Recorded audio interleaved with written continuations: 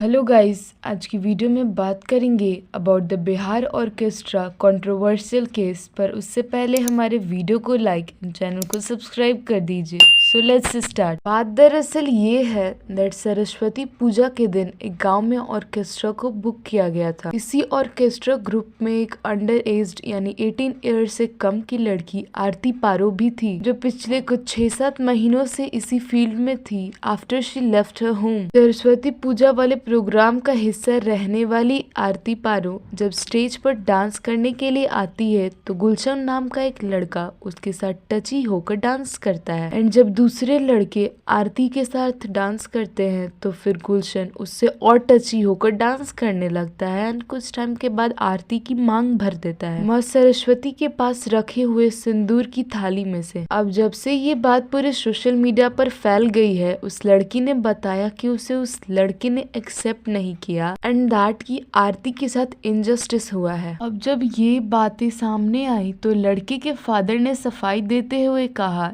That कि वो सिंदूर नहीं था बल्कि गुलाल था। एक बार आप खुद सुनिए। नहीं, सिंदूर का सवाल ही नहीं है। वहाँ पर सिंदूर का कोई व्यवस्था कोई ये नहीं है। वहाँ पर जो है मंच के बगल में माँ सरस्वती मूर्ति का स्थापना किया गया था और वहाँ पर अबीर रखा हुआ था, पूजा पाठ किया गया था। नाइट में प्रोग्राम था कल होकर के, तो उसमें अबीर बच्चे लोग, उसके दोस्त लोग, सब लोग मिलके 8-10 दोस्त लोग मिलके उड़ा रहे थे। किसी को कोई गाल में लगा रहा है, किसी को और डांसर के गाल में लगा रहा था, ये नहीं किसी को खाली तो मौज मस्ती कर रहा था।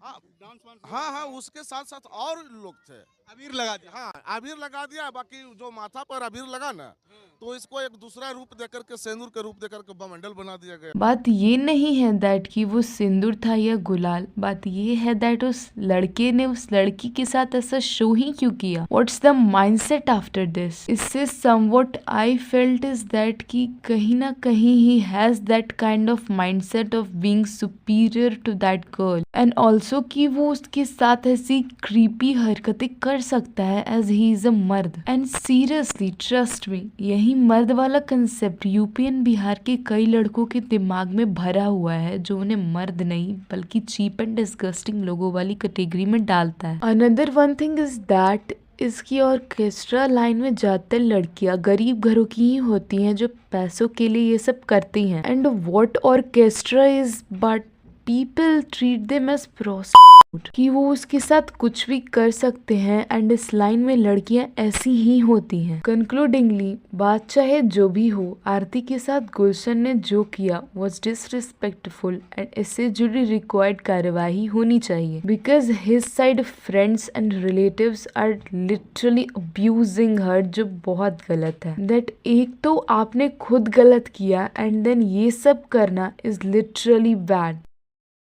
तुम्हारा कास्ट कौन सा है? हम सोनार है। तुम सोनार हो और यादव जी हैं, तो कैसे बियाह हो तो सेहू बताओ। एहू फेरे है कि न? लड़की भी बहुत चंट है, बहुत एज है तो नाचने वाली और फेमस तो हो गई उस लड़का के वजह से। तो अब सोच रही है, पहले तो था कि हम उसके साथ नहीं रहेंगे, अब कह रही है कि हम तुम्हारे साथ ही रहेंगे मेरे बाबू, आप आ जाओ। तो वो बाबू को बुला रही है और अब बाबू फरार हो रहे हैं। तो बाबू सिंदूर डालने से पहले सोचना समझना चाहिए था ना। कपड़ा भी पसारती थी तो हम लोग देखा करते थे। अब भैया एक बात बताइए कि अब कपड़ा भी पसारे आइएगा तो हाफ पैंट और चोली पहन के कपड़ा पसारिएगा।